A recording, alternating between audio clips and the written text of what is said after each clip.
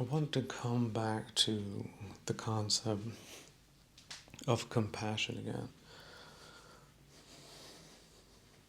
It is very important to not take that word at face value. It's coming from the Latin.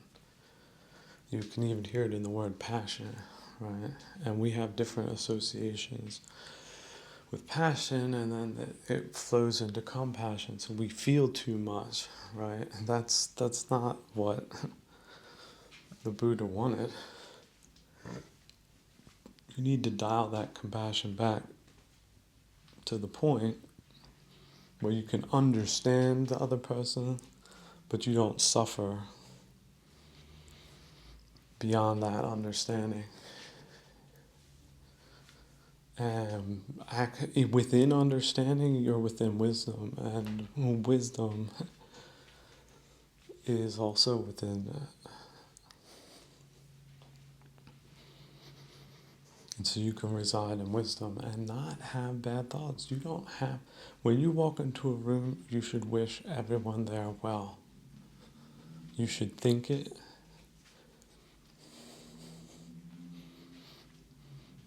And it shouldn't be an act. It should be the good training you've received to have so much goodwill towards others. Because that does cycle back to yourself. The more goodwill you have towards others, the more goodwill you have to yourself. But not giving goodwill to the wrong people, though.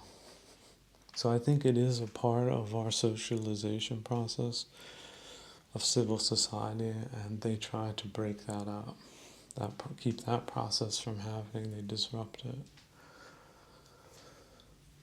which causes disorientations. It's a fragile mechanism. So allowing these people access to those mechanisms was the beginning of the end, at least in large parts of the world. They haven't gotten to everywhere yet, but they're working on it.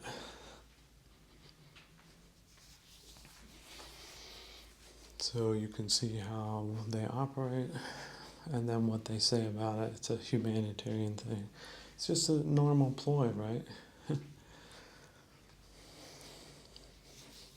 It's just some different version of explanation, and they've got all different types of explanations, going back to the history books.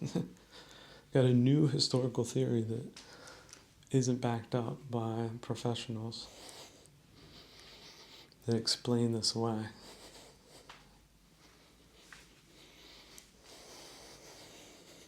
So,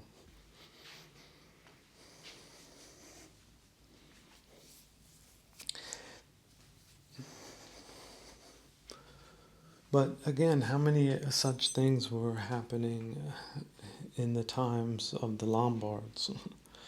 So it was just happening between cities instead of between countries. So this has always been a part of the dynamic, and it goes through apparently these cycles.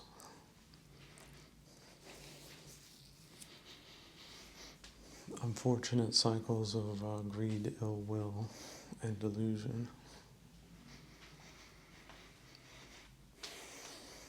Because again, why is it the super mondain, the super normal? Because it is, unfortunately, and that means rare. But you can increase it, or you can decrease it. If you increase it, it's better for everyone. At least the ones that survive.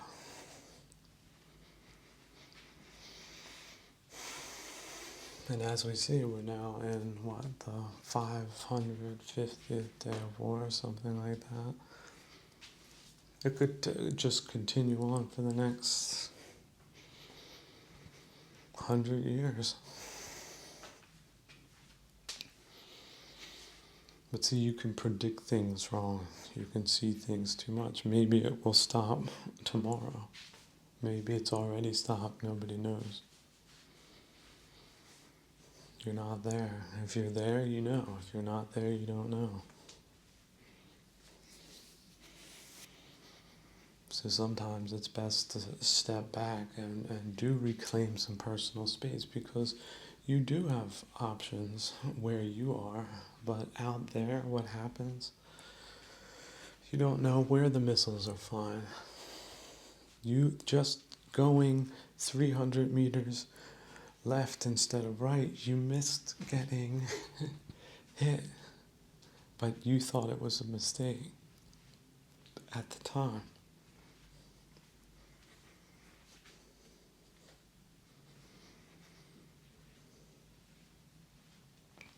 So what do you know about mistakes?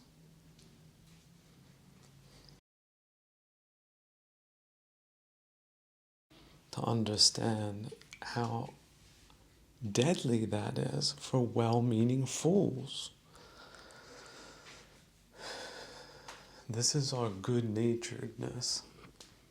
Well, good-naturedness is what makes people naive, and naivete is what criminals really do prefer. They don't want some dude that want to bump into some dude that knows karate. They like just fat dudes with a lot of money in their pocket,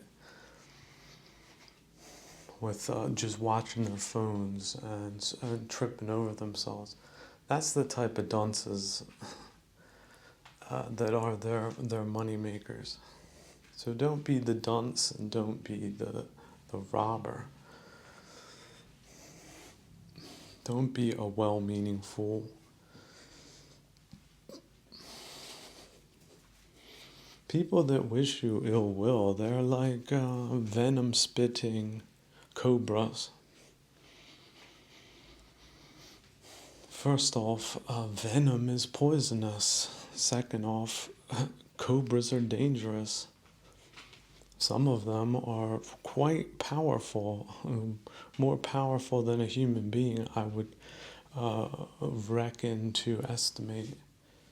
Have you ever seen the biggest cobras on the planet?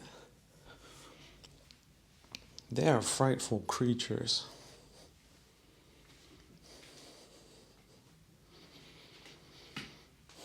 And so what would be the human equivalent of that? Are not humans venom-spitting beasts at some point or another, or can be?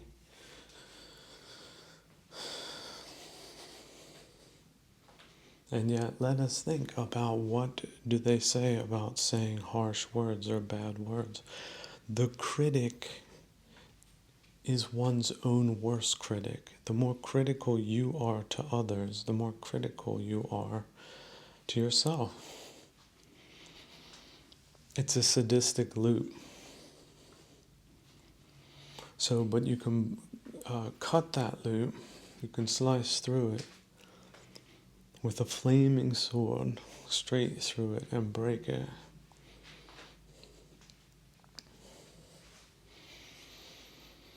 By disregarding it.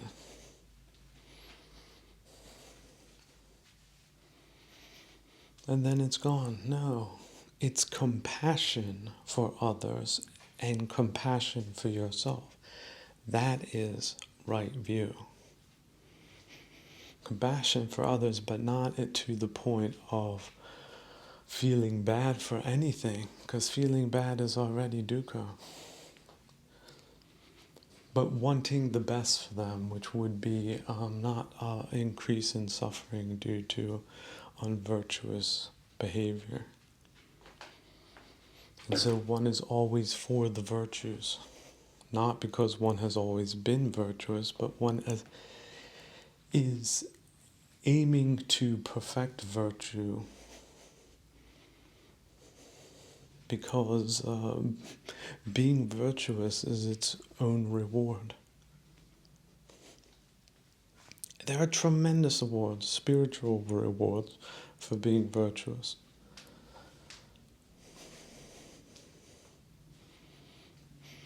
Because happiness and contentment do lie within, they don't lie out there amidst anicca and out of controlness. Any dumb thing can happen any dumb day. which is why you shouldn't think in days and weeks and years and months, but right here, right now, free of dukkha. And if there is dukkha there, then be patient with it, because only with patience can you extinguish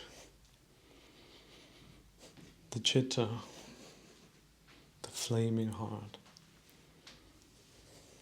so that it does not burn, it cools, it nirvanas. Because you have the patience and the skill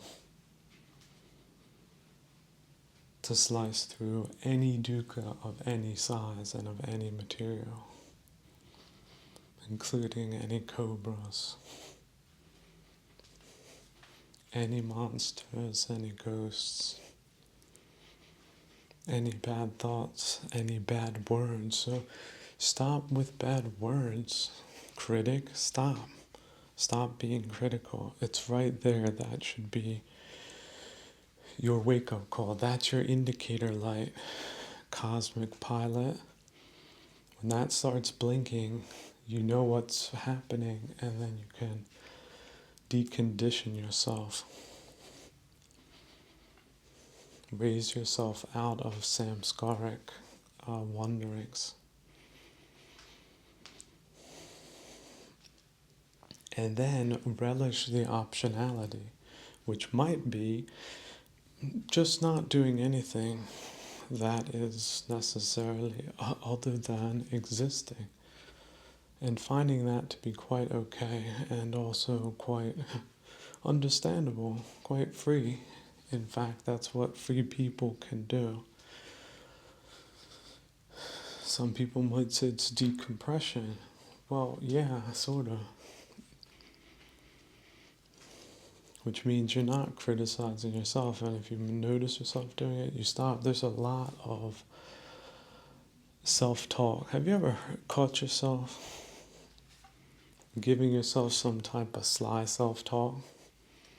Where is that voice coming from? That's the voice of the critic. How good is that critic? It doesn't sound like a compassionate critic, and so that's false voice. That's false attitudinals. Just some type of venom dukkha that comes out of the clouds. Some type of acidic splash to one's face from behind.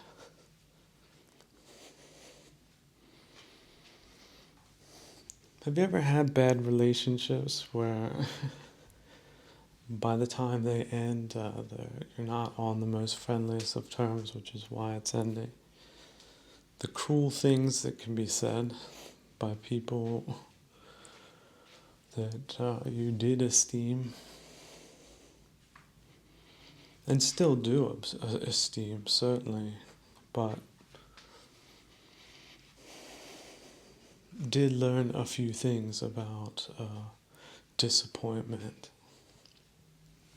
that wasn't to be blamed on others. This disappointment, it's impersonal. So if you're also blaming yourself that a relationship didn't work out, you're doing the wrong thing. Just stop it right now. Stop it right now. It's wrong. It's wrong right view. And see, the sickening thing about it is the first part is we think it's right, but it just isn't. The result is dukkha. And so as scientists of the spirit, we must just conclude it is dukkha, it is not right. It is false right view. This is a very insidious thing. And I do think in our time it has been used rather widespreadly. which has negatively affected people's interior lives, their sense of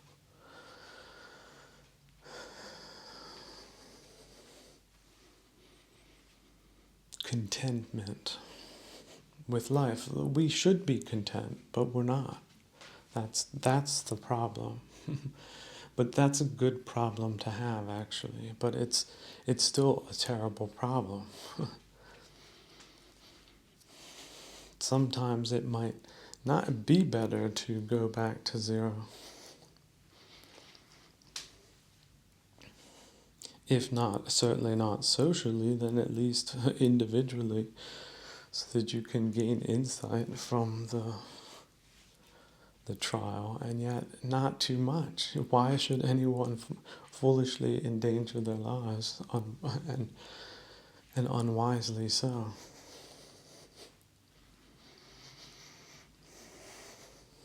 So that can become a form of Vicikiccha, with perhaps more tragic results, because you're sort of really are then more on your own, and then yet on the other hand you can overestimate what dangers there are or out there beyond the cities, which is also changing just as much as the cities, or perhaps even more so. Just radical change all over the place.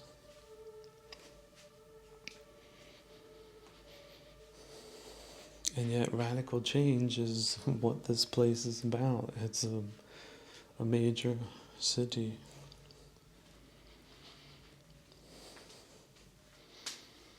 And so as far as disruptions and disturbances and political happenings, this is one of the most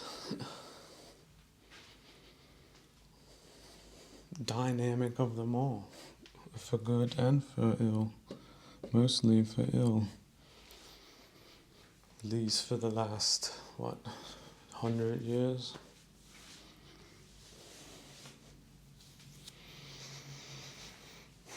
But these are just great historic shifts. Historians do look, I love looking at least 2,000 years ago to the fascinating civilization that are just continuously being unearthed and studied. Because there's so much insight that can be gained by that. How they lived, where they lived, what they valued, what kept them together. Did they have a language? What were their poems like? What were their stories? How did they live? Were they in the shade of the pyramids? Or in some palm trees? I mean, all of that is just so rich, so fascinating, so valuable. And we have that, and yet still we're having debates about nonsense. I think the people that wanted to continue to drive themselves off the bridge into nonsense, you just have to realize they're a lost cause. You can just say, well, they got a bum steer and they're on it, and they're going to stick with false right view.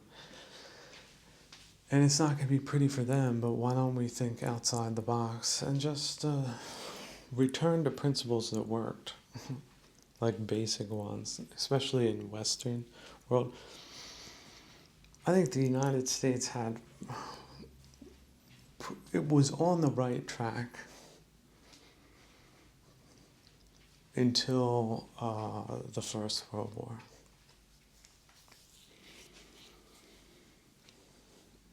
And there's a lot of different reasons and theories for how that all happened, and they're all quite interesting. Now, of course, there's some conspiracy theories as well as other things, but if you just divorce it from whatever the quacks of today think about it, it's quite fascinating to just evaluate on its scientific merits alone. As detachedly as a professor, professor.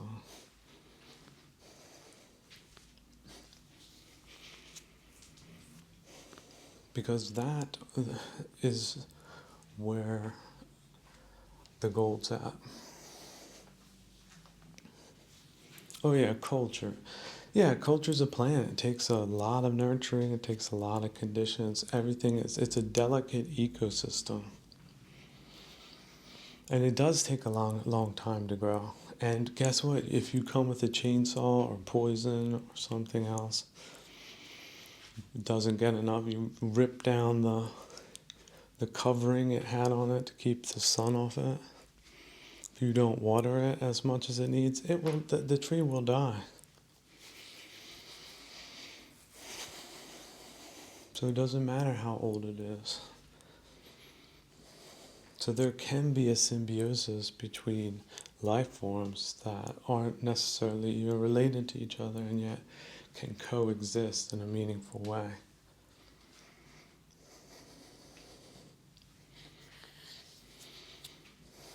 So preserving the real diversity within Europe by having real science applied to it for the sake of thinking people in the future, not of today, because apparently there's so many closed minds that wouldn't allow such a thing from happening.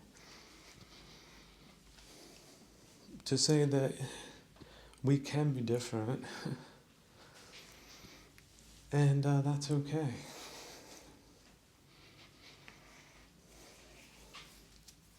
I think that's the best way forward, because there's a reason why they say that good fences make good neighbors. It's just you don't really have anything if there's no fences and no neighbors, right?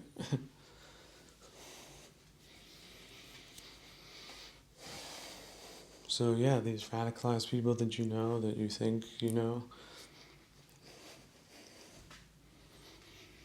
they decided to go off into the desert. They followed the Pied Piper of Haman, who was really an excellent musician. You don't even realize how good he was, because he had quite a following like these beasts out there today.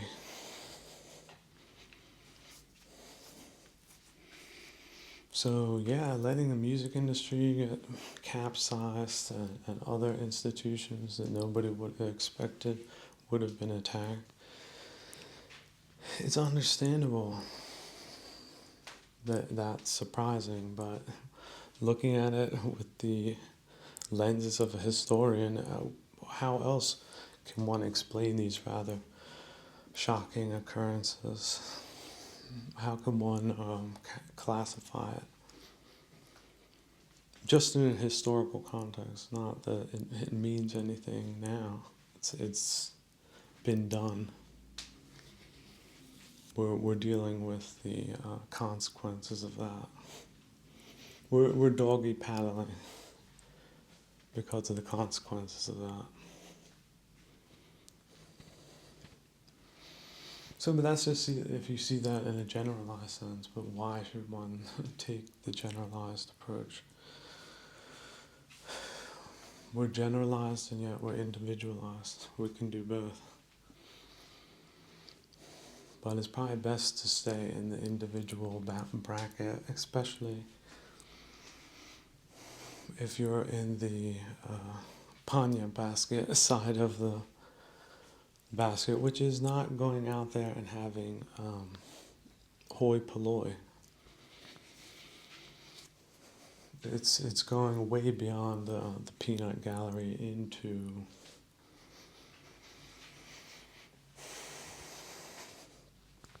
perhaps a multi-volume discourse about all different types of topics such as this one.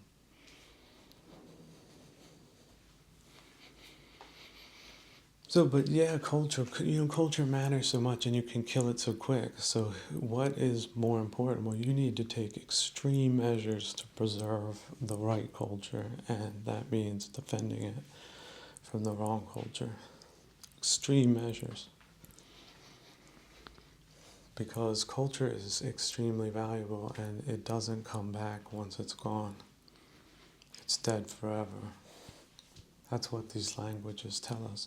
Pali, that's why we don't speak Pali today, just so you know.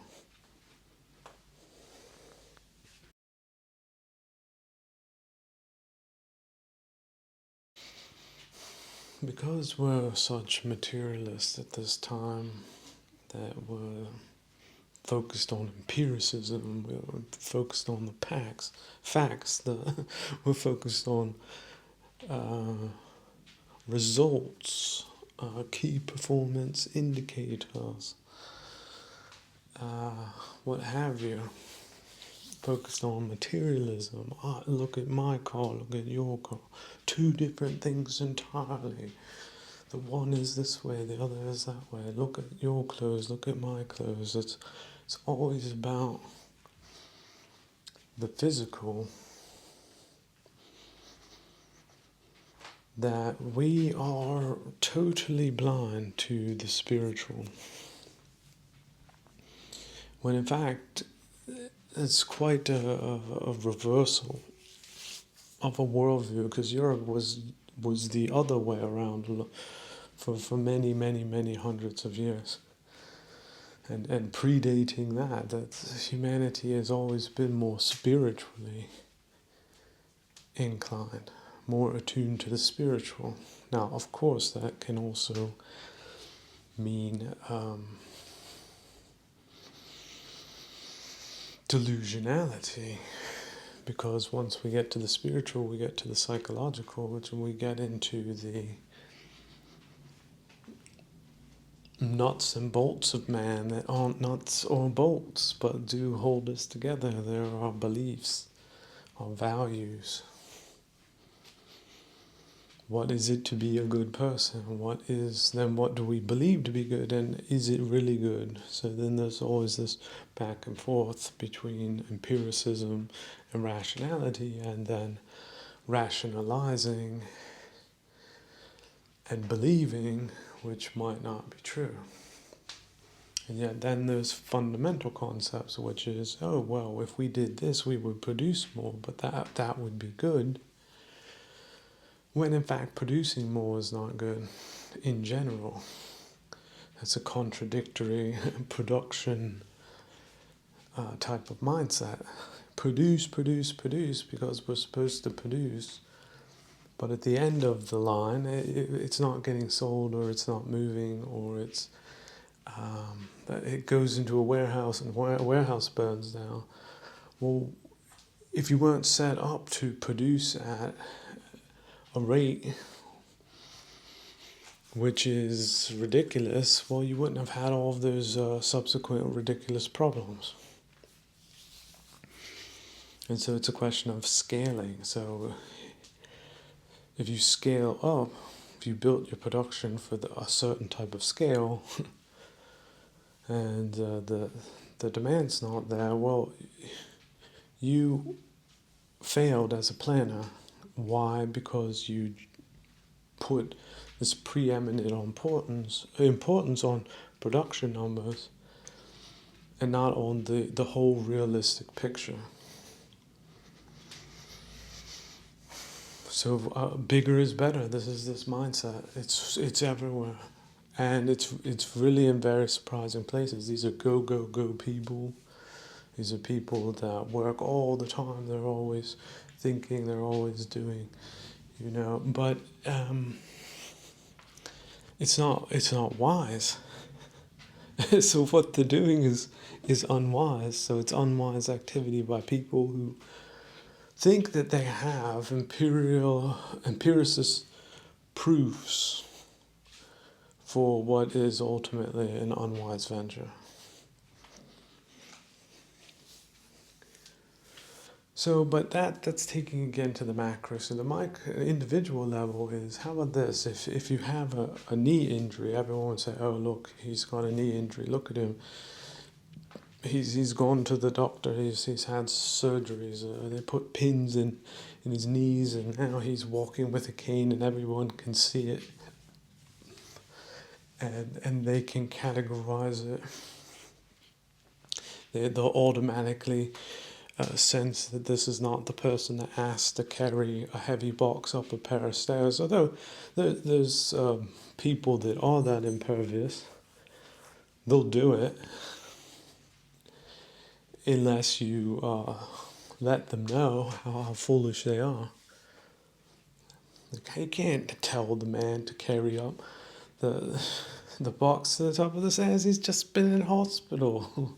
Like, somebody might come in and say that and correct people that don't see those physical things. But ultimately, we're talking about physical causality that is understandable to most people. And yet, what people don't seem to realize that belongs to this invisible world is psychological injuries.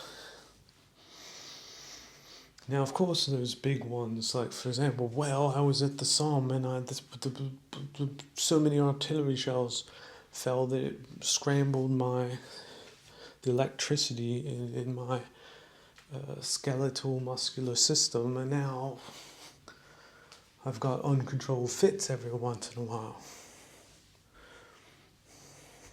Or something like that. People were like, oh, well, no, I can see that. Well, what about the smaller things that affect us all and yet are invisible? What if you have a bad relationship? What if you've had a multitude of bad relationships? What if you're getting older? What if it's someone dying that you do, or a pet, or all the things that we can encounter on this life's journey? Disappointment. I thought I would come in first in the race, and I came in last because of something out of my control. Or I thought I'd have a good reputation, but because we live in a time of political agitators and saboteurs, you're hunted like some type of rabid animal, treated like a pariah by some of the worst people the planet has ever produced, that have colluded with each other to be some new morality or new religion of what, perversity and amoralism, spaghetti monsterism, you name it. And then, of course, there's the dogmas between religions. You've got the Presbyterian that will not talk to the Unitarian, or the Baptist that crosses the road when a Quaker is coming down the street, or vice versa. You've got the new leftist that doesn't even understand who Trotsky or Stalin was. Like, they still are just listening to propaganda narratives. How about this? So many people misinformed about the current events. Oh, this bridge was blown up by terrorists, but meanwhile, their government is enslaving people and just border crashing, turning entire areas into wastelands, industrial wastelands, like all those bombs and bullets and everything. That's just trash. It's like cigarette butts, or worse. It's metallic, leaches into the soil. Some of the most fertile soil on the planet otherwise, but these people have kicked off an environmental campaign to bereft the countryside, from vegetation and pollution-free areas, and oh yeah, people that were, doing a lot of nice things for themselves and others. And no, now we've got a bunch of bandits, people on ATVs and on tracked vehicles and looking around with binoculars, with night vision, and just shooting whoever the heck they want. That's sort of their little playground they like to have. It doesn't matter if it's in Europe or Africa, South America, Asia, they'll take it. It's just the area of operations. It's their little zombie lands they get to role play in. So, the big, respectable governments, that's just a facade. That's a money collection agency, right? Either in taxes or if they've got dual chairs on the bank. They're in banks and in government and in industry. Or the banks own the industries that own the government. Is that it? Is that the new leftist dream? And then a couple of insiders, and then just nothing but division at the bottom of the two-class system, the bottoms and the tops, right? But to come back again, to get out of the social context, the cultural context, the historical context, get out of all of the framings, and get back to the simple truth that you could get a psychological injury for all different types of reasons, just like you could get physical injuries. You could fall down the stairs. You could also slip on the ice. You could have a skiing accident. Like, you know how many different ways you can get a physical injury. Well, the same type of things can happen to you psychologically. And yet there's so many different kinds of ways. Perhaps it's your favorite TV show that gets co-opted and they turn it into just some type of horrible show, and it didn't start off that way, but it got hijacked at the top. The writer that was talented got kicked off. Now lives in obscurity for political reasons. Something like that. Now, I would say you're a fool for doing that, and a lot of people would, and it's probably the right thing to say that, but just using it as an analogy, just some type of disappointment like that could cause one to fall into depression, for example, which is considered a psychological condition, but it should be considered a psychological injury that could lead to, let's say, unskillful practice, which causes a condition. So an injury that, for example, if you injure your knee and you don't treat it properly, and you don't change your behavior accordingly, you could die from that injury very painfully. And so there we have the analogy with the psychological equivalent. Now, knee injuries, of course, it's not life-ending necessarily, at least not in the beginning, but it's certainly life-altering. So too are psychological injuries. So, but we don't get through life without being injured. We don't get through life without being physically injured, and we don't get through life without being psychologically injured. So here's where we reach what the Buddha said, which was it's normal to suffer injury. It's normal to suffer even. It's normal to be out there vaguely dissatisfied. Because that's the other problem with psychological injury is that because it's not physically quantifiable, the metaphors and descriptions we use aren't really appropriate. Is it painful? the thought of one of your parents dying. Most people would say it is, but how painful are you? How are you going to quantify that?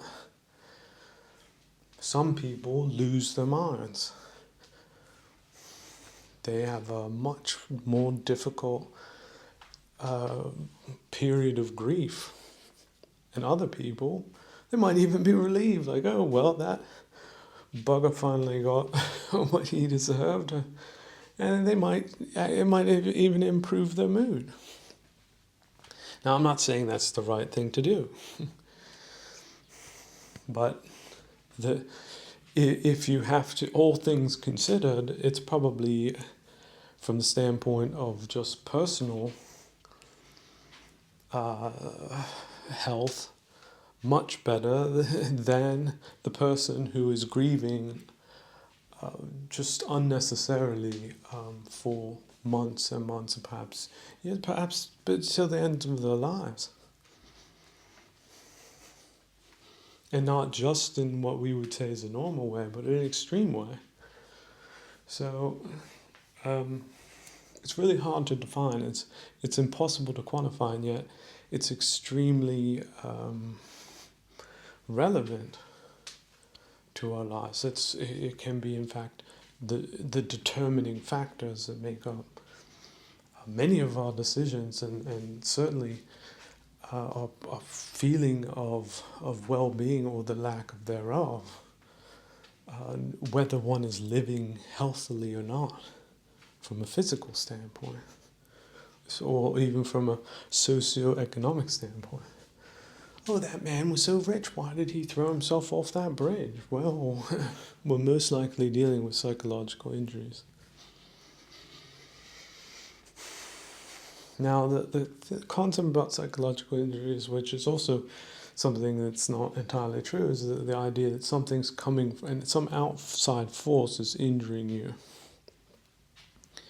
Whereas with the psychological component, it's inside forces interacting with perceptions of outside forces which also can be delusional, and yet we don't have the facilities.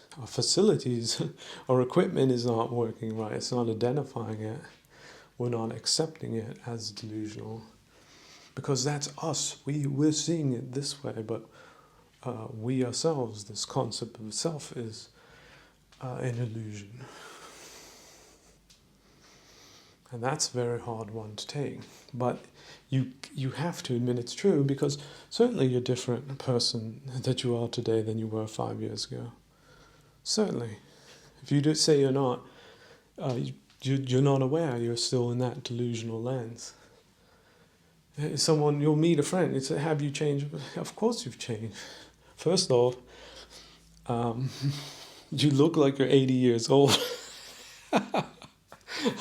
So see the physical change.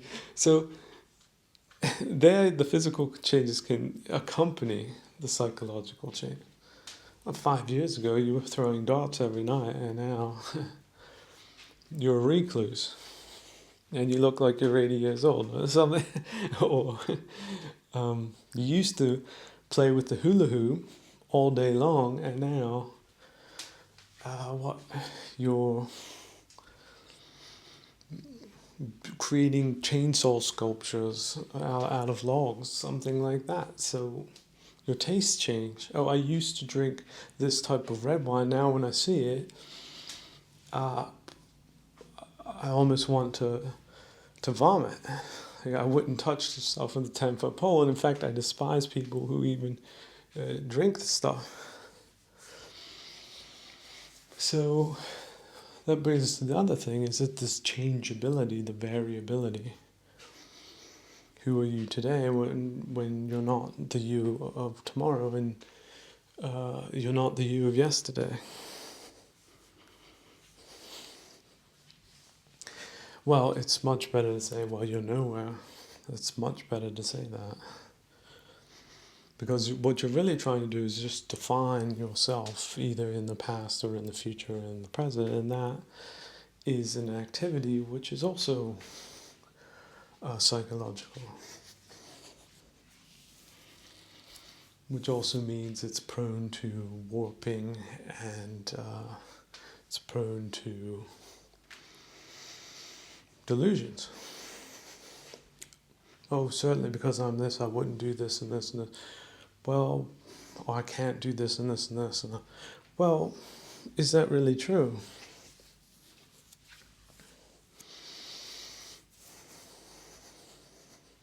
And yet, that's the other thing. We have compelling arguments. We argue with ourselves, and we have compelling arguments. We have arguments that are indisputable from our point of view. They're non-negotiable. When in fact, why shouldn't they be? And so we also have we're pre-conditioned. We've got a lot of conditioning. Like it's 8 a.m., I should be at the factory type of conditioning. Oh, it's 5 p.m., I should be on my way home type of conditioning. From 18 to 65 type of conditioning. So a lot of people are stuck in samskaras. They're stuck in their routines, and even a breakage of the routine can cause them all different types of psychological suffering that is impossible to quantify. Certainly not from an empiricist, materialist culture. Certainly not from padugianistic, worldly people that are so unschooled, so untrained, so blind to the spiritual element in which we live, in which we breathe, in which we are. But it doesn't mean it's impossible to recreate the bridge to the spiritual, to recreate spirituality in a materialistic age. I think it is a wise practice to start with it and to grow it. And solitude and being able to live independently, whether or not one would consider it poor or even radically poor, is really not the issue. The issue is being spiritually free and also capable of healing. How about this? So when you have a physical injury, you'll get a doctor's note and you'll say, well, look, this has been physically injured, here it is, there's not a lot of explaining to do, so I can't do this and this. But with psychological injury, first off, you're not going to get it diagnosed properly. However much we do think the psychologists that can do it, it's like finding the lawyer that will win your case for you when the courts are stacked.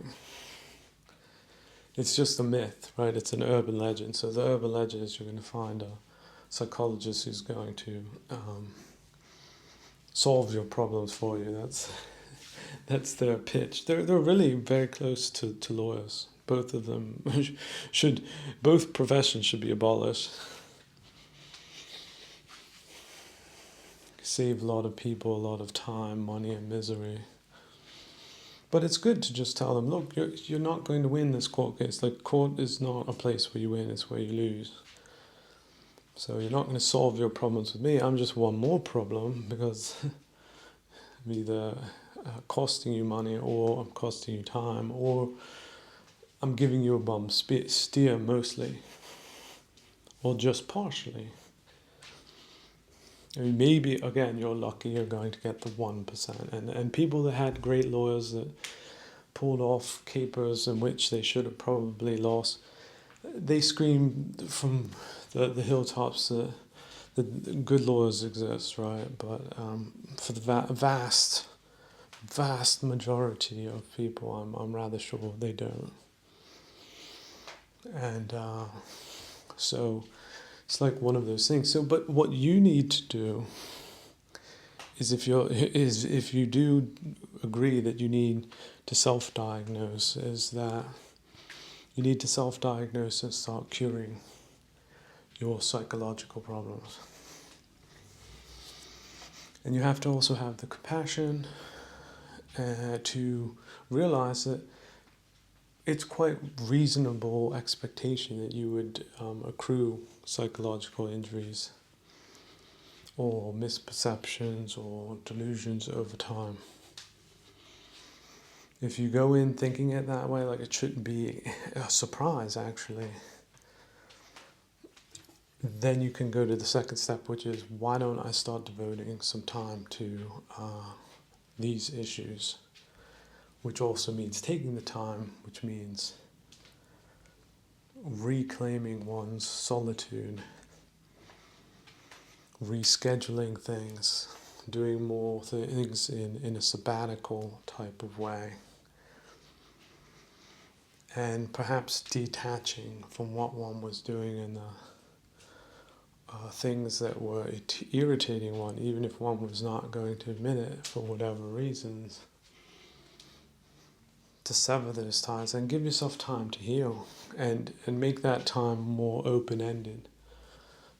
You can say, of course, I'm going to beat this knee injury in 1 month, and that's it. So I'm going to give myself 1 month to heal. It's quite possible it's going to take 3 months. It could take 6. I've had a back injury. I was throwing the dumbbells around, or what was it, the kettlebell. I was throwing the kettlebell around willy-nilly. Got myself a back injury. I didn't think it was anything special. In fact, it didn't really develop until the next day, and I had a bunch of time where I was wondering what was actually the injury in the first place. And yet, in the subsequent months it took for that injury to heal, which I vastly underestimated, I learned that these things can take a lot more time than one thinks initially. But it is worth the time to put in and to heal. I do not have that back injury today because I gave myself the time to heal, for it to heal properly. And now on top of that, I have the added wisdom, which has modified my behavior so that I do not throw the kettlebell around and I don't throw other things around willy-nilly. And I also don't let my body fall into such a state of disrepair that any shock or unexpected weight that needs to be lifted or moved, or etc., does not throw me for a loop necessarily, because I encounter these movements with more skillful attention to how I'm moving, how much I'm lifting, in what way, where, and why, and with what frequency. Which in my case is not very much frequency, which is even better. But there I was trying to get fit physically. Through my zealotry to get fit physically, I created an injury, which then created a psychological injury because I became so damn angry with myself about the stupidity of all of that. And who's responsible for that stupidity? Well, if we're going to take the leadership of the school advice and take extreme responsibility for all of that, it's really just running around in circles, isn't it? It's not very compassionate type of healing atmosphere, is it? You can actually do without all of that blame when you're healing, and yet that blame is coming from psychological injury, which also might be based on egotism. The egotism to think that one is some type of all-knowing being that will always make the right decisions for itself, when in fact one can misjudge anything, including oneself. Mostly oneself. these conceptions, these fixed conceptions we have. Well, I am this.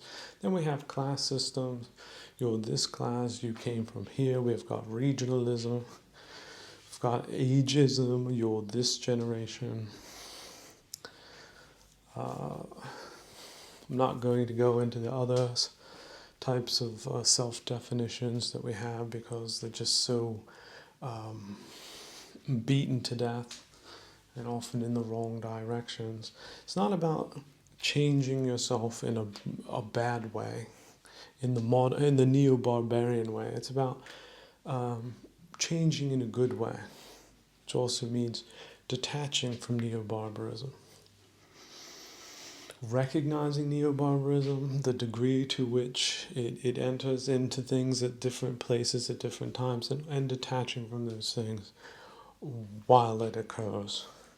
Certainly in real time, and not putting one's dignity on the line or even engaging with people that are showing such a high degree of contamination on those issues.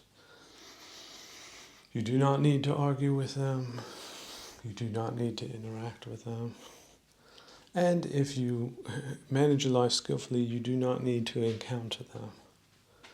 And if you do encounter them, you can also leave them very quickly, undisturbed, because it's not your job to either judge these people as far as the hellfires that they're going to experience because of it, nor do you need to be that justice or be particularly thrown out of sorts by this new type of affront to normal operating procedures, right? What one thought was normal, right? When standards are slipping or falling or going into the bin, that's just the cultural climate that you have. 10 years ago, you would have reasonably ethical people around you with a stake in society. Now it's 10 years have passed and you've got urban zombies. The other people having died out, the new people having come in, the environment is radically different. Now, whether you have to stay in that environment or not is questionable. A lot of people don't have a reason. We're such habitualized creatures. So many people don't have any good reasons for being where they are. Well, my parents are from here, met there, and I'm within 20 kilometers of the whole business. This is how people are. It's quite simple-minded. But on the other hand, people traveling, I'm going to traveling in the fool's paradise. You go from one pit to the next, one rubbish tip to the next. It's not to say you start off doing that, but you could end up there. A lot of locals in these paradisical places are just complete pieces of crap that have set up to predate on travelers. It's like the age-old business. And then there's another part that hasn't. Really does depend where you are. But can you roll around like a tumbleweed through the world, picking up experiences? Some good, some bad, many bad. And then reasonably expect not to have psychological injuries of your own, of a different kind, than had you not stayed within 20 miles from home. And in either case, there's going to be some form of self-blame. If you stay, you're going to blame yourself for others. If you go, you're going to blame yourself for others. Or you're just not. You're going to take the third choice, which is not to blame yourself for others. But that's a spiritual decision. And that's one that requires spiritual vigilance, which means countering narratives that might come up. subnormal ones. Oh, I watched this show and everyone was blaming their mother for this and that, and my mother did even worse. They're putting you on the wrong track. No one should ever do that, blaming their parents. These are people that changed your diapers, brought you into this world, and it wasn't easy for them. Those are not the people you should be blaming. And you shouldn't be blaming yourself. You just should give up blaming. But to come back to the point, take time to do a spiritual examination. Like every day you should do, like a physical exam, you should do a spiritual exam every day. And you shouldn't just be looking to the problems, you should be looking to the things to cultivate. So it's a little bit counterintuitive there as well. See, psychology has this abnormal interest in the abnormal. Philosophers have an abnormal interest in obscure topics, when in fact it should be about wisdom, practical wisdom. Practical, simple wisdom. The practical, simple wisdom of saying, I'm going to do a check. You can call this meditation or prayer. Take a prayer, and I might, and you might incorporate more into. So it's not just the check; it's also then the prayer, the countering measures. So if you don't want to call it meditation, you want to call it prayer instead, because maybe in your culture that has a lot more respect. There's a lot more respect given to that than meditation. See, if people have culturally associated meditation with hippies, which is the absurdest connection one could ever make, but connects prayer with morally sound, righteous people, well then consider it prayer instead of meditation. But essentially, it's meditative prayer. And so you say, well, what are you doing in all of this? Well, I've taken a spiritual hiatus, and I pray anywhere between. I'm on a shift of prayer, so I pray 5 hours, then do another 5. I take a break and then do another 5, and then another 5 during the night. So I pray 15 hours a day. That's sort of my routine. And then on Sundays, I'll meet with family members, or Saturdays, I'll take Saturday. So perhaps between, 11 and if I stay the night, I stay the night. Leave in the morning of Sunday. And it's back, it's a 6-day practice, 15-hour day of prayer. Or contemplation, or reading. Monks, for example, perhaps engaging in linguistics or other historical topics, archaeology. But most of it is prayer. So, it might be a 10-hour prayer day. Might be a 5-hour. Or it might be a no prayer day, but it's between prayer days. So all of that takes a lot of work. But it's not just because of psychological injury. The psychological injury might force one to devote oneself to these arts.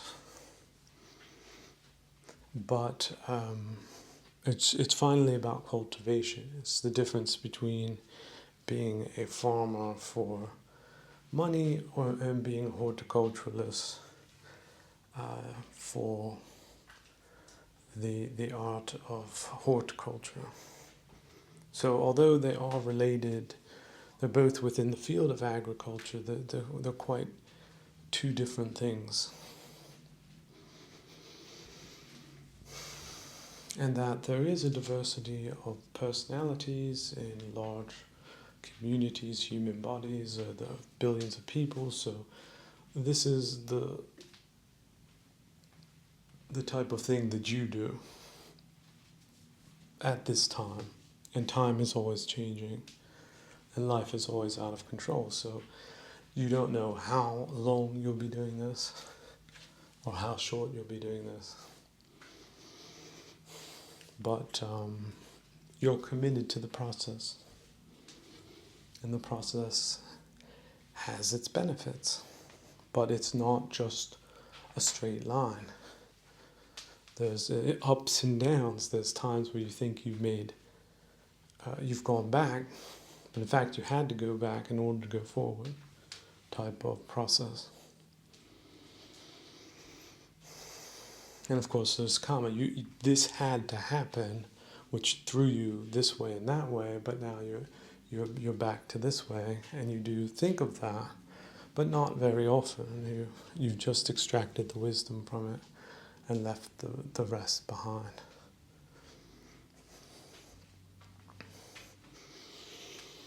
And so returning to the concept that life is a spiritual journey. It's not about material accumulation. This is something they thought up for factory workers. Well, if we put you to work all day, then you're working for money, and then money will buy you these things. But the spiritual life is a spiritual journey that predates the industrial age. And so it is worthier. It really is. And so you shouldn't feel like you're mad for not buying into the new system.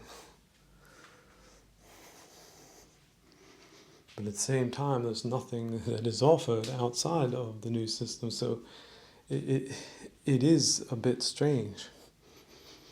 In times when there wasn't such stratification in societies, when they were closer to the agrarian base, you had a lot more diversity in forms of lifestyles that did not require the work week, where people could live reasonably well until they died from whatever reasons or complications or karmas that at the time became the stories people told themselves for why that and that happened and that didn't. And yet internally, it's not about history of yourself, it's not about accumulation of talents. It's about existing as a spiritual entity on a spiritual journey.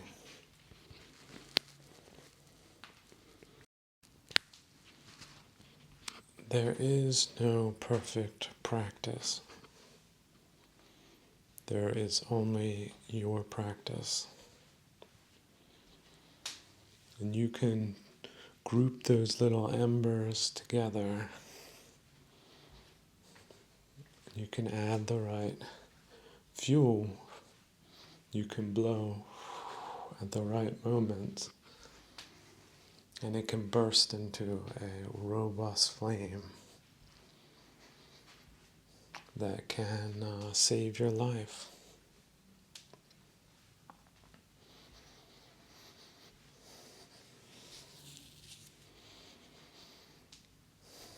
But your practice is at your pace, and it's good to learn the rules and then to reflect on the rules. And it's also good to hear Dhamma and reflect on Dhamma. Also realize that everyone is speaking from their practice, which may either be not very understandable or may have a different emphasis,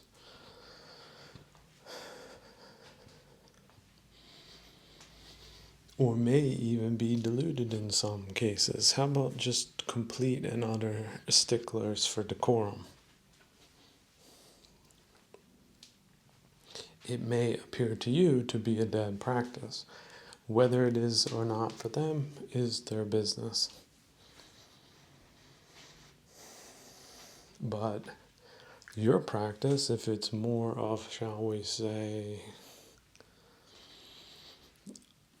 applied practice, which might also mean that it has more physicality built into it, such as walking meditation, has more of an emphasis on walking meditation than sitting meditation, perhaps. Perhaps on top of walking meditation, it has other physical practices, either Tudong practices, which are austerity measures, like taking a stress position, like a bridge, static yogic position, while cultivating a meditative state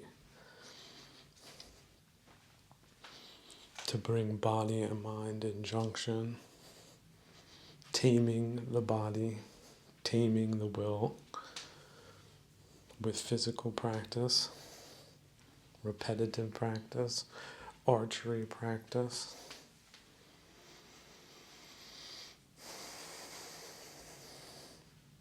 Why not? Use variability. Try to deepen practices, reflect on practices, build up new practices. But don't discard practices that work.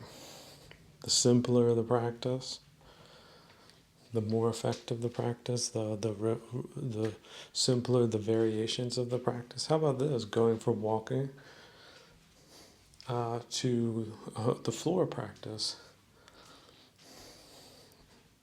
Or instead of sleeping in a comfortable bed, sleeping on the floor. You're worked up about something?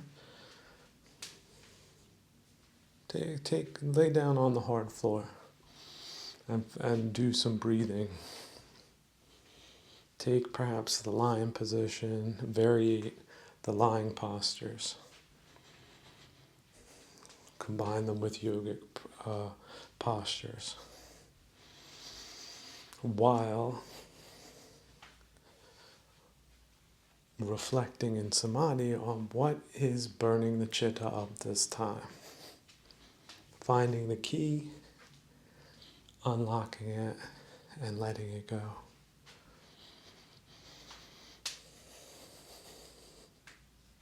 Remember always, dukkha nirodha is the biggest part of the practice.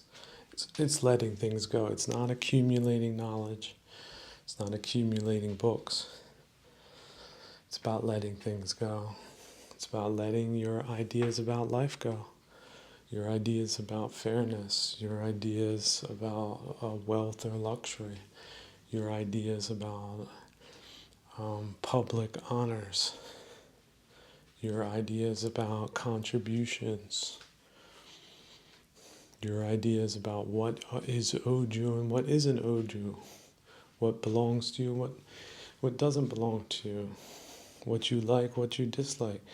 Just letting all that go. That's really it. You have one button, let it go. That is a practice, really simple, really effective, really immediate, and really something you can repeat reliably. Let that go, this go, everything. Let it all go. You can let it go, it doesn't bother you. It'll come back to you, but maybe you won't have the agitation associated with it. If it's a recurring problem, well, at least you don't have the problematic aspect of flying into a rage about it. And as you gain more reflection on your side of the equation, because a lot of times we don't want to change. Something happens, we don't want to admit it's true. We don't want to admit our involvement. We don't, or because we don't want to start blaming ourselves, right? When in fact, if you don't blame yourself, but you do admit your involvement, and then you realize that you have a lot of power to reduce your involvement, not just mentally, but maybe physically. Like, I don't know, just going to a different country, for example, leaving things behind. Because you're not really attached to the planet. And the planet's not very attached to you either, by the way. Go to your nearest exposed piece of earth and just look into the sediment layers, the sediments. Just imagine how much time passed between the accumulation of those layers, and then think how much happened in terms of humanity and factories being built and being burnt down, and mines being dug out and then collapsing, and wars and this and that, all the historical things that we know now happen today thanks to science. And it's not even like one line of in that sentiment, that sediment in the Earth's layers. So how much does the Earth really care about you? How much can it care about you? How much should it care about you? And yet you care about all of these things. Why? If you have cares, let them go. Come back to life without the cares once you let them go, and give yourself time to do that. It's not easy. See, your hand, if it's grasping something, you can at least see it. Say, all right, I'm holding on to this damn thing. It happens to be iron that just keeps getting hotter, and here I am holding on to it, and you can see it. And you might even have to take it, your other hand, you can pry your hand finger by finger. If it won't let it go automatically. And you can just drop it. You could see it's dropped. You can breathe a sigh of relief. On a spiritual level, you don't have that. You don't have that closure. You don't have that clarity. And yet, you're doing essentially the same thing. You're holding on to detriment. You're in a relationship with detriment. You're in an intense, jealous, dominating relationship with detriment. And it's detriment that's inside. It's not that boogeyman you can point. He did this, she did that. It's you. It's you holding on to it. So if you have to let go of you to let go of it, then do that too. That's good practice. Believe me, you throw yourself away, next morning it's you again. But maybe it's a different you. The you that doesn't have that problem that was burning them. So good practice is a practice that allows you to recover if you make mistakes. It even allows you to make mistakes. It is cognizant while you're making mistakes. And yet, it can also throw a monkey wrench in those mistakes. And at the last moment, it can get you out of those mistakes. Because it's wiser. And you've given it a higher priority. Like, we live in a very vulgar, inverted society. Tells us, yeah, money's more important than virtue. No, it's not. It isn't. If anyone ever told you that, they lie. They're stupid. They're in ignorance. Virtue, it brings peace. Peace brings health. Health brings all manner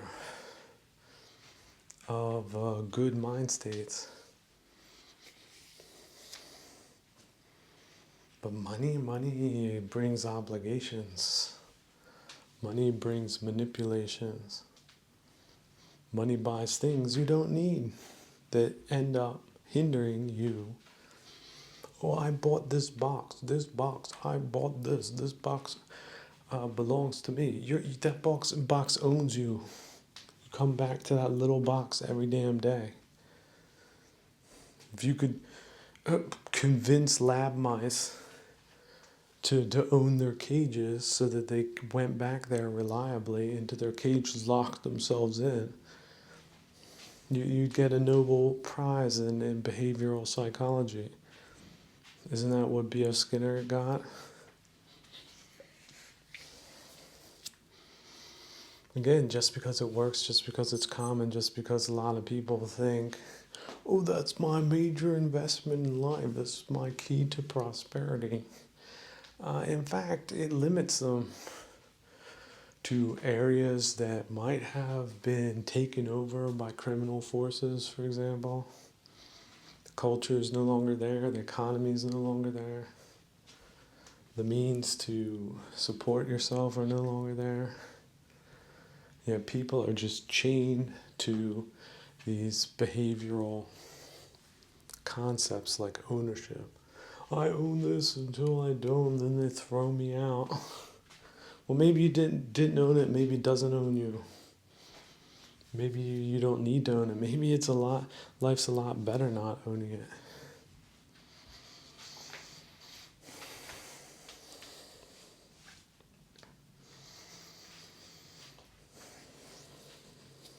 Got a lot of stuff. Oh, I would need a moving van, and then you got to think of the logistics, and then I got to do this and this and this and this, and that's why you don't do it. That's why you don't move. That's why you stay stuck. Too damn difficult with too much materialism, too much comfort, not enough reflective meditation, not enough prayer. You fill up your whole day with prayer. You don't need a lot of things. Your mind states, they're really good. They're not weighed down with false ideas and a hectic schedule. Your life is not filled up with Witcha and samskars. It's just free instead. Calendars freed up for Dhamma. You put on each month, you just put the word Dhamma for the whole year. Do you have the power to do that? Of course you do. But will you do it? Well, and that's where the Mara mind starts. You're going to find the reasons why that doesn't make sense for you right now. If I just do this for 2 years longer, then I'll consider it. 2 years. And you might not live 2 days. But okay, if it takes 2 years, maybe that's what it takes to sever the ties from Witchkitcha. Perhaps that's the karmic debt you have to pay for past transgressions. Perhaps. Do you know? But maybe you're paid up. Maybe you're not wrong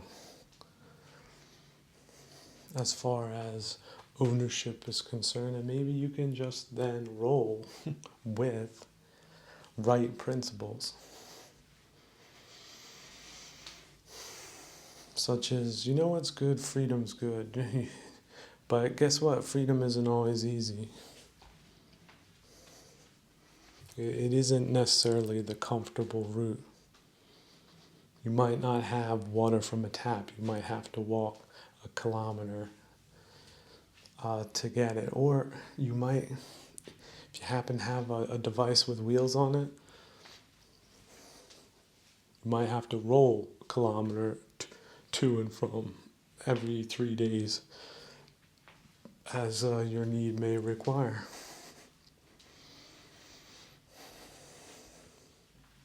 Now, some Salmanas would say that price is too much to pay. Others would say that's nothing.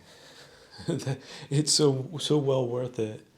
It's even ridiculous talking about what did that cost you in terms of time, or how do you apply that to a monetary scale or a monetary system that you no longer live in. When in fact, it's quite a nice activity collecting water. It's very symbolic. It can be made very meaningful. It doesn't have to be drudgery. It could be a ritual, the water ritual, one that you've reinvented for yourself. And when you really focus on water, what is water? What is ice?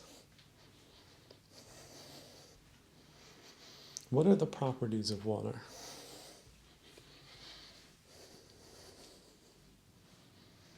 What are the life-bringing properties of water? What is good practice?